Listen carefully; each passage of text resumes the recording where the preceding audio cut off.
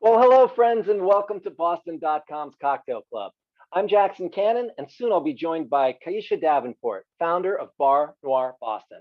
Tonight, we're making drinks with rum and coffee, catching up on the bar and restaurant scene, and of course, sharing some tips that pros use to make great drinks at home. I'm going to go through everything we need for tonight, and all the while, we're taking your questions from the chat. We're going to make the world's greatest espresso martini. Let's just say what it is, right? A cold brew cocktail off of a sweetened cold brew concentrate that I'll go into a little bit more detail in a minute. Allen's coffee brandy and light rum. Of course, you can substitute vodka if that's your preference for this one. And then Kai's drink, the upside down, uses dark or aged rum with cold brew, lime juice, simple syrup, and a healthy dose of Angostura Bitters.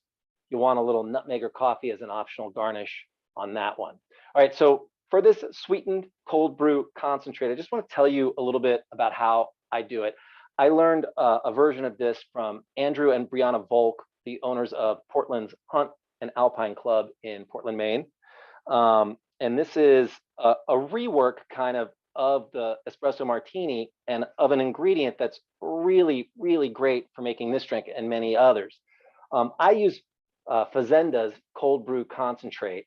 And this is a liquid cold brew concentrate that usually you'd mix with a gallon of water. So what I do is I mix it with half a gallon of water. And so if you were making your own out of ground coffee, when your recipe calls for a gallon of water, you would also only volumize it up to half of what the recipe calls for. With me so far? I think you are. So then we take that concentrated cold brew and we sweeten it by doing the cold brew in 2 parts to 1 part simple syrup. That is going to get us into a place where we've got the sugar and the coffee together. I'll talk more about what that means for cold brew cocktail, espresso martini, etc. in a second. Once that's locked, I do like to label it cold brew for sweetened cold brew to make sure I don't accidentally try and drink this as my morning coffee. There's no alcohol in it, but it is loaded with coffee flavor and sugar. So that's how you make that sweetened cold brew concentrate, right? The other things that we'll need in terms of ingredients, obviously, a choice of rums. I've got this beautiful Plantation 3-star for that cocktail, and for aged, I've got an 11-year-old St. Lucia, just happens to be open. We'll need glassware. A coupe glass is traditional for that up coffee drink, and then we're going to go into something taller or tiki-esque, if that's your pleasure, for the upside down. You'll need a shaker, and you'll need a strainer, and you're definitely going to want the tea strainer as well as the Hawthorne strainer for that espresso martini variation. Don't really need cutting board, knife, and all that jazz tonight. I do have a microplane, always kind of on hand, and so I can get some fresh grated nutmeg going as one of the garnishes. You need something to measure. We use these jiggers that are 2/1, 3/4 over a half, and then buried in there is the 1/4 ounce, which we'll use today. 1/4 ounce, if you're worried about hitting that line, is a teaspoon and a half. So a very fine measure, but one that you want to get accurate on Kyisha's drink for sure. A few advanced questions came in that I think are worth looking into. Hey, can we use Kahlua instead of the Allen's coffee brandy? Gordon writes, and yeah, you can. So Kahlua is pretty awesome. The thing about the Allen's that I like better in this particular drink that we're making is this kind of the bitterness that it has, that is a little bit more akin to espresso flavor. It's almost like there's a minerality to it that helps the drink really sing. If you make it with Kahlua, I think it's just it'll be missing that note. It'll still be delicious, but it is a little less of a roasted flavor in that coffee brandy. How do you make the Demerara coffee syrup? Well, Kyisha and I are going to talk a lot about that, but it's a very similar process to what I'm doing to make this sweetened cold brew using Demerara sugar, which is a richer kind of, golden brown, sort of a little bit more luxurious sugar than refined white sugar. Deb says, can we use decaf? Oh, always a question, Deb. Yeah, you have to find that coffee product that you like that's in decaf to build all this stuff. But other than that, it should be fine. But of course, you can always sit back with a glass of wine while we're making these drinks tonight and make them on a nice Saturday afternoon when you are in the mood, or for a Sunday brunch when you are in the mood for a caffeine kick with your rum-based cocktail. Okay, I'm so excited. Kyisha Davenport is here, the founder of Bar Noir Boston. She began bartending in 2009, moved to Boston in 2016, where she has championed direct assistance, mutual aid, and community organizing.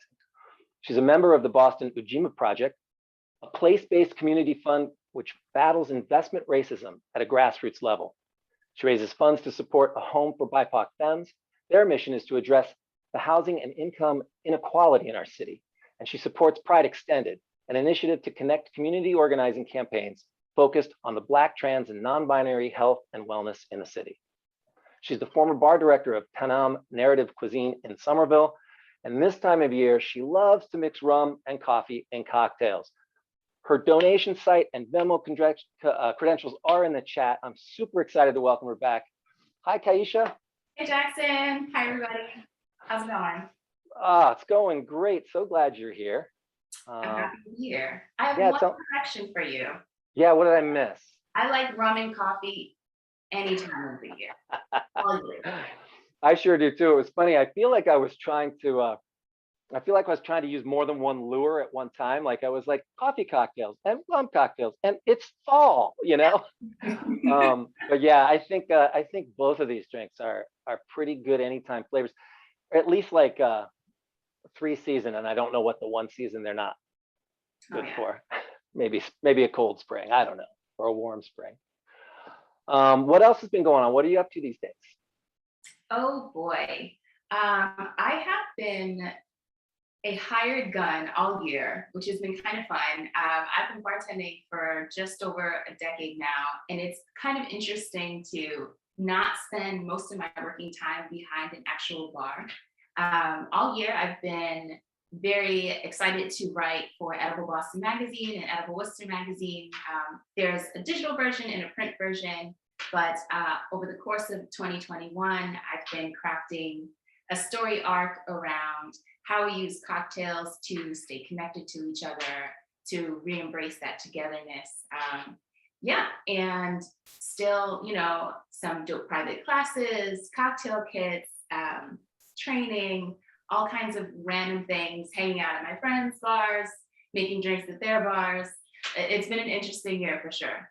Well, that's awesome. Yeah, I know it felt like we took like a step forward and a couple steps back, but just sort of, for bartenders, we just got to keep moving forward one way or another. Exactly.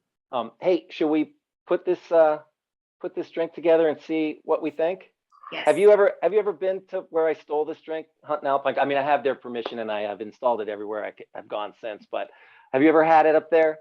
No, I haven't actually. This is a fun one. I've messed around with calling it like cold brew cocktail or something. It is an espresso martini, so let's just call it what it is. Okay. And to mix it, I'm just getting a chill on the glasses, and then I'm gonna do 2 ounces of my cold brew concentrate. And that is half the drink, really. But this is, again, that concentrated coffee with simple syrup already added. And if you I think of this drink, as it was created in the 80s in London, has 4 things. It has coffee, or, it has coffee brandy, and then it has sugar and it has spirit. And most commonly it's vodka, and vodka works great for this drink. I just think that little bit of vanilla that's in this rum just kind of pushes you to a place where you're like, oh man, it's even better. So I'm gonna do, I did 2 ounces of my cold brew concentrate, an ounce of rum. And this is the Plantation 3-star light rum, and then an ounce of Allen's coffee brandy. This is the #1 spirit in Maine. And I think Andrew was using it as kind of like a little bit of like a nod, but at the same time, like a hipster kind of. And then come to find out, this stuff is wonderful. It is, it's obviously great in milk, which is the way it's drunk mostly up there. But it has an awesome texture. that little bit of that bitterness that I think when you build the espresso martini off of something that isn't espresso, you're wanting that, right? You're wanting a touch of that. Yes, definitely. All right. Ready to go. We're going to give it a really good hard shake. Yeah. I know we didn't put any juice in here, but we did put coffee and sugar in here, and we're going to try and get a nice frothy cocktail. Shall we dance? We shall.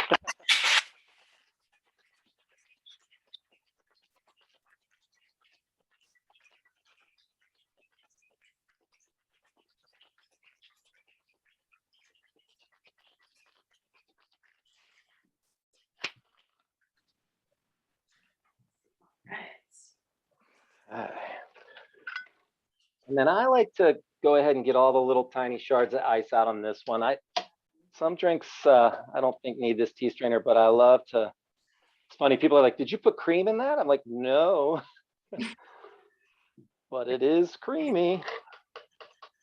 There we go. And then this is one of those points of, I feel like I'm a bit on an island. I have given up garnishing this, and I know it's supposed to get 3 little lucky coffee beans, and it's supposed to get 2 coffee beans if you want the person never to come back, which I always thought was a really unnecessary. You don't have to do that to get them to not come back. Just keep thinking about that, and Okay. but I think of it as a kind of a choking hazard and a little bit of a waste. If I'm not like grating it, if I'm not making a garnish do something, I'm to a point now where I don't like to do it. So, but if you have to, boom, boom, boom. Go for it. And cheers to you. Cheers, Jackson. Cheers, everybody.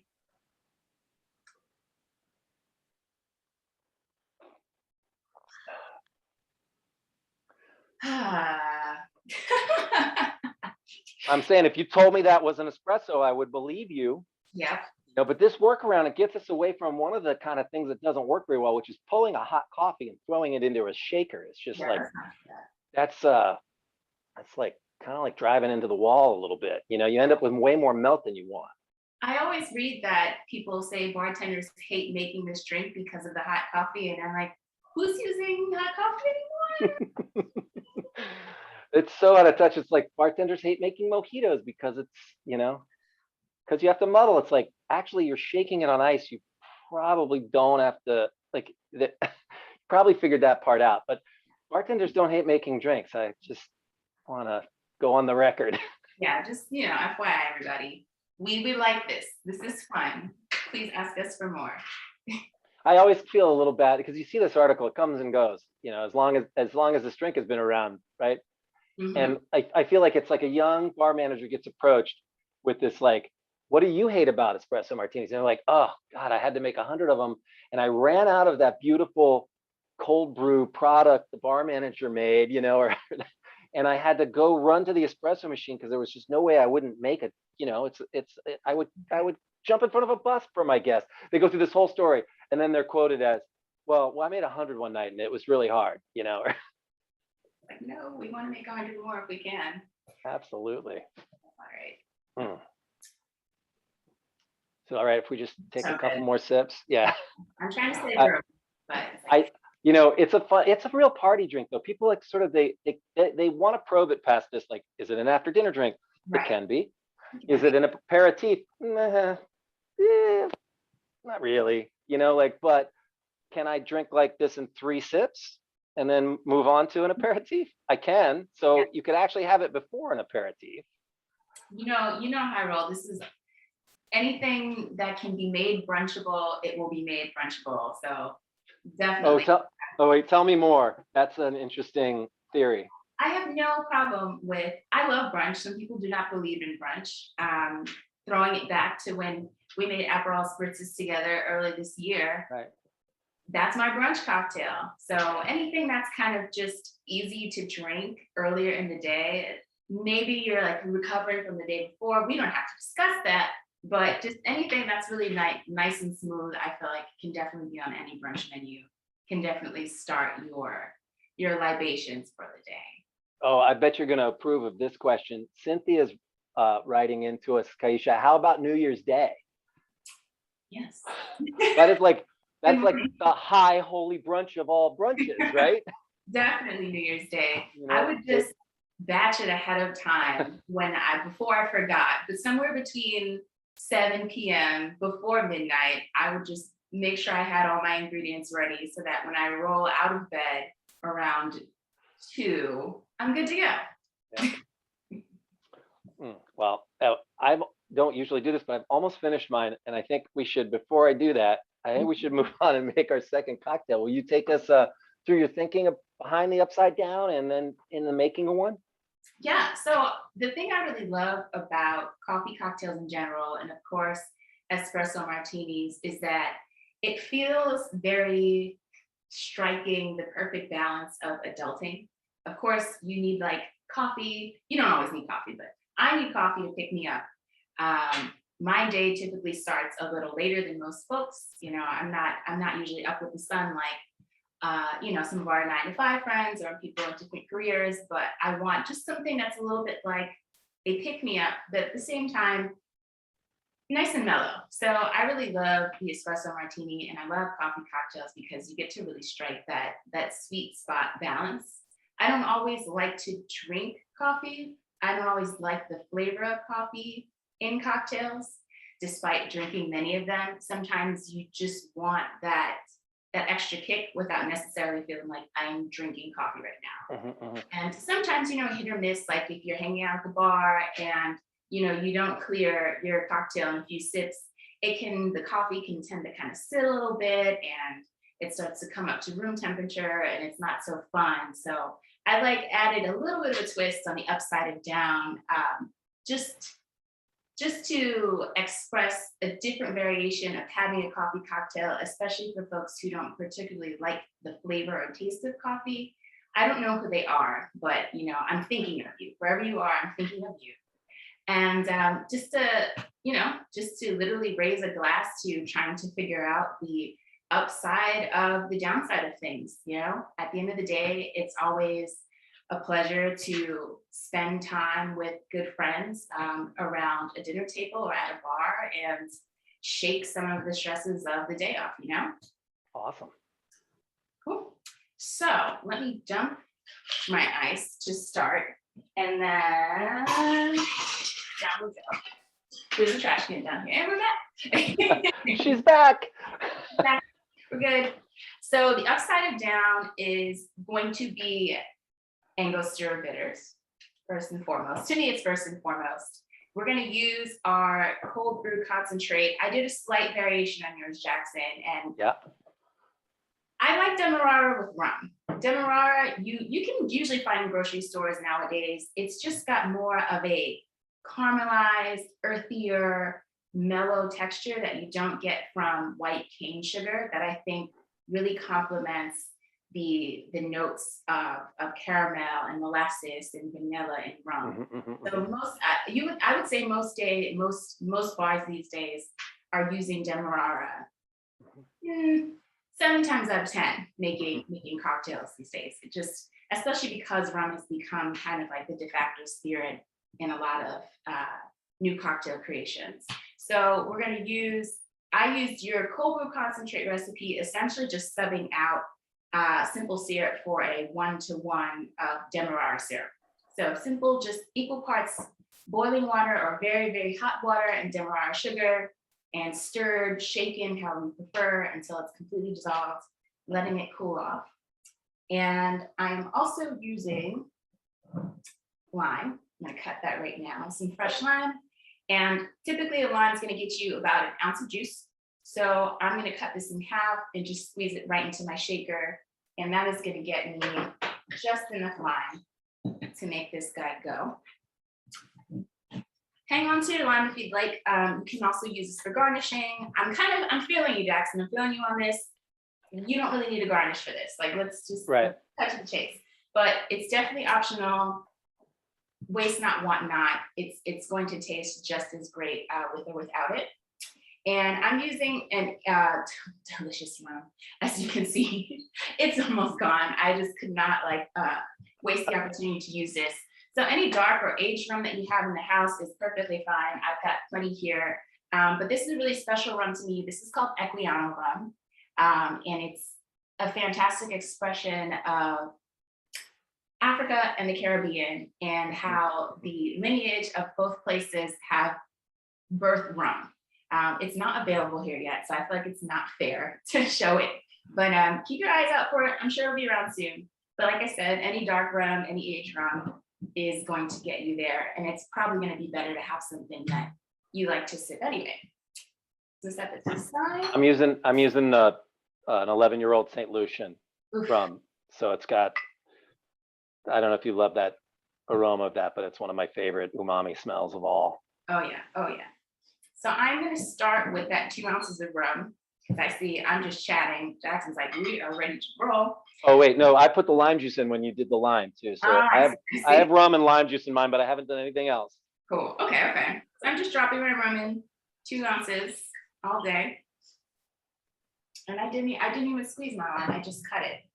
You know, blind is a bad over here. So it looks different for me from there. But I'm just gonna strain that lime straight into my shaker. And this is my own thing. I flip the lime. I want all of the juice.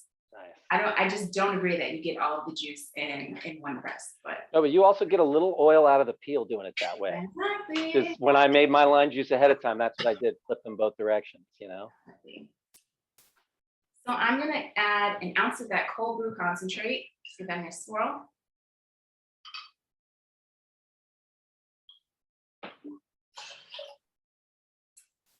There we go. And then lastly, we're gonna use some Angostura bitters. So there's all kinds of bitters out there.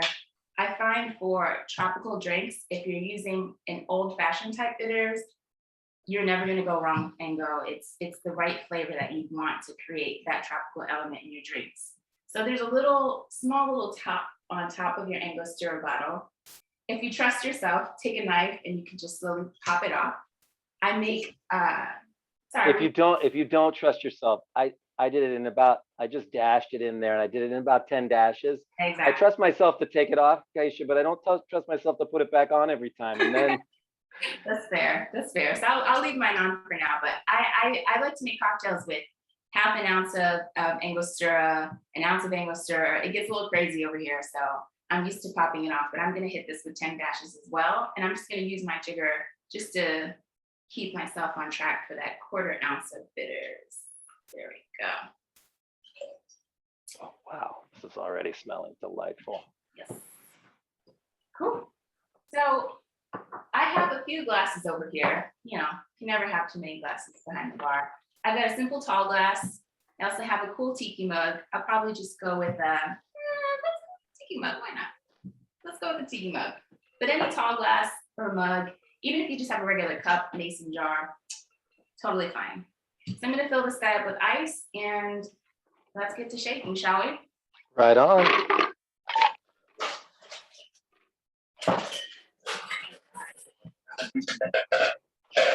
Do you even work in a restaurant if you don't take every single quart home with you? I don't know. I have questions. All right. Good.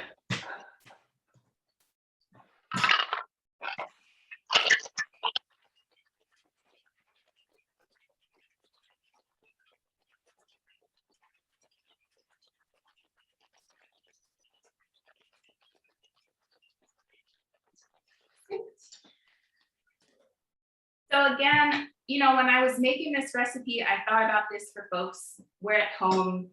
Sometimes I have a big bag of Brookline ice in my freezer. Sometimes I have teeny tiny little cubes. So I'm actually gonna do this for our friends who are like, let's just get it done. And feel free to just slide all of this into a teacup. Nice. People will argue with you about using fresh ice. It's valid, but it's also okay. So I was talking to some friends and they're like, do you really need to do that? And I'm like, if you're at home, it's your life. So I'm just trying to reflect real life here. But yeah, let me fill this up a little more ice actually. We want that right to the top. And we still got that nice foam from the cold brew and a little bit from the Ango. It's just got a different color. And so you've got this spent lime shell. You can drop your spent lime shell right into your tiki mug. You can take a little bit of nutmeg, shave it right over the top, or if you've got ground nutmeg, just hit it with like a pinch. Really, really your preference. You're likely hanging out at home having this. I'm just gonna grab a straw because you got a tall glass. So we're gonna wanna be able to reach all that deliciousness. Nice metal straw, of course, you know, looking out for the environment. What you got going on over there, Jackson? I did a little grated nutmeg, and I have one of these whole completely reusable clear straws. Nice. All right. Cheers. In a tiki mug. Cheers to you. Write it down. Thank you, Jackson. Cheers, y'all.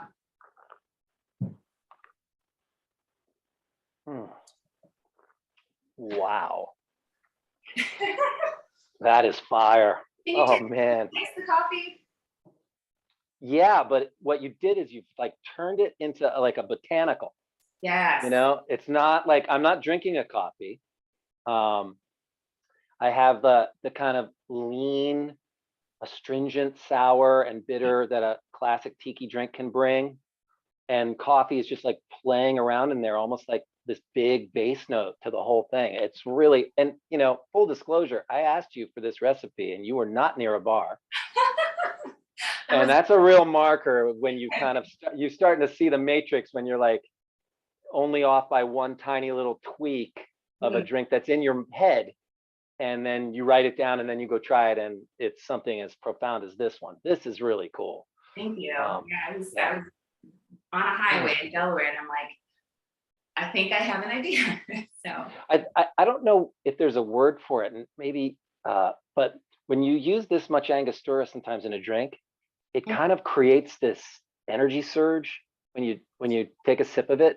And I'm getting that off of this, even though it's like a quarter ounce. I mean, a quarter ounce is a lot for something we usually use a 1/16 of an ounce of, you know, but just like, I feel like my breath is picking up, my heart rate's picking up. I'm like, I'm getting ready for another sip. It's like I think that people miss that about tiki. They think it's like sweet and heavy, and it's really full of daring do, like a drink like this, you know, like.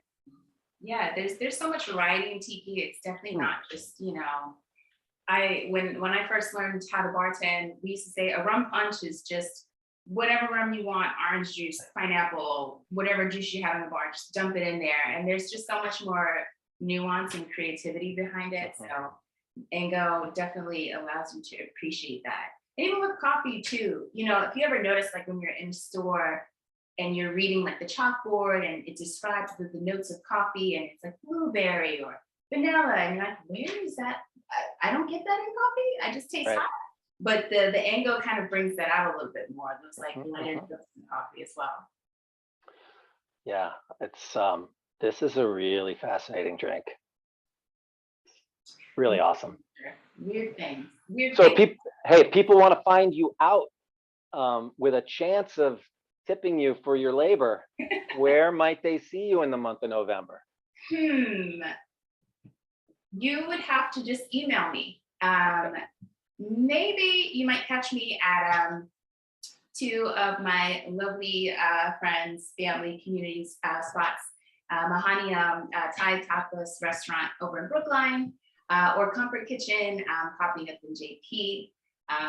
We had some fun hanging out behind the bar there over this year, so you might catch me popping up there. But I love to focus on cocktail writing, and I've been really excited to create more specific experiences for people, because Bar Noir is becoming more about just defining what the hospitality experience is for I mean, not just Black folks, but you know, where we're at the center of things in Boston. So it's nice to really have more of an intimate conversation over cocktails with folks these days, as opposed to, you know, slinging it behind the bar per se. But you can follow me on Bar Noir Boston on Instagram. I'm always posting about where I'm at. Feel free to hit me up. Occasionally, I'm also behind the bar at Izakaya Itoku over in Leslie University on Mass Ave. I love to float. So if you catch me, it's a great day. I can see why you love Mohanium. You know, it's I wish there were more places that were as naturally kind of who and what they are as a bar and as people. as that great like Thai eatery cocktail bar. I don't even know what it is. It's just I've been like 5 Mondays in a row. It's crazy. It's it's a really special place, and There's a lot that of being on your list with all those other places make them things that we should all go check out for sure. definitely. Well, God, I can't thank you enough. But as we say, that's all the time we have for Cocktail Club. Follow us at Globe Events on Instagram, Facebook, Twitter. For more info about upcoming Boston.com Cocktail Club events, you can find me on all those platforms as well by searching for @CannonJax.